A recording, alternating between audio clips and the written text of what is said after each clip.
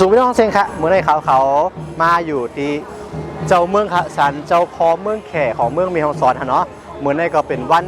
ที่เปิ้นมีการเลี้ยงเจ้าเมืองเลยค่ะ1 ปีเปิ้นเลี้ยง1 เกาะค่ะที่มีเจ้าเมือง2 ปีเนาะที่เปิ้นเลี้ยงก็จะมีเจ้าพ่อเมืองแขตั้งเจ้าพ่อคมเมืองเลยค่ะเมื่อเรียวค่ะได้ปักเอาตัวบรรยากาศการเลี้ยงเจ้าเมืองช่วงเจ้าเนาะของที่เจ้าพ่อเมืองแขได้ก่อนค่ะจอมมาค่ะเขาข้า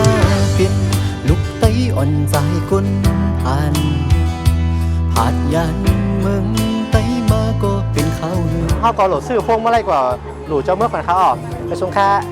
อันนี้ครับอันนี้พวงเท่าไหร่ครับ25 บาทนะครับปกติเพิ่นใช้สีไหนอันไหนก็ได้กันเนาะอ๋อแล้วแต่เอาหลายๆสีด้วยครับหลายสีครับครับมาห้ากับลูกก่อนครับโอ้สวัสดีครับสวัสดีครับขาจะมาคัดได้ก่อนอันนี้เป็นมัดกันเหรออ๋อหอยจะได้ฮะเนาะlấy mong mùng tuổi vẫn vẫn danh vơ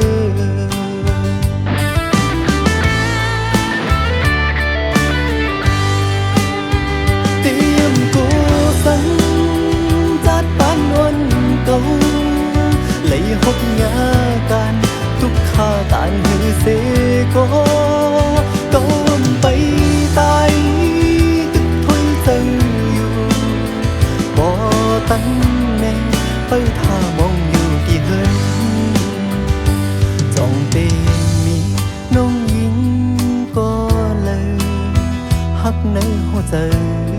จ้องใจไปสิ่งต่างอย่างกบอำไปมีเงินคำเมื่อเลี้ยวต่างผ่านกึดนำโอ้น้องเงย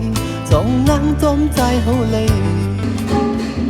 เอาค่ะเมื่อเร็วเขาก็อยู่ที่ศาลเจ้าพ่อคอมือเล็กค่ะเนาะเป็นแห่งตีหนึ่งของเมืองแม่ฮ่องสอนค่ะตีปวนในนับย้ำหยุ่มย้ำในศรัทธาในเจ้าพ่อกันในนำนานเนี่ยค่ะเนาะที่ได้ว่าเป็นการเรียกเจ้าเมืองแห่งตีหนึ่งค่ะจงได้ยินเสียงกองเสียงม่วงค่ะตั้งนั้นเขาขอตั้งนั้นค่ะ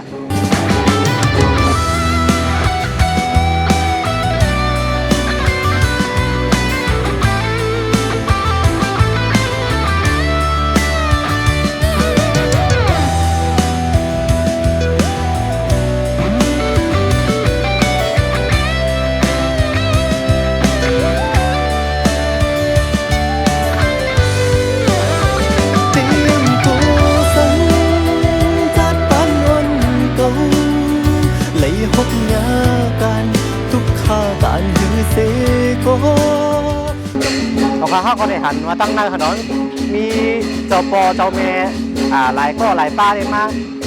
สู้กันกันนะครับมาสู้กันกันก็เลยมาร่วมฉลองกันเนาะเรียงเจ้าเมืองกันก็มีการกาล้ำกันล้อมกองเสียกองเสียงมองขอตัวเองครับ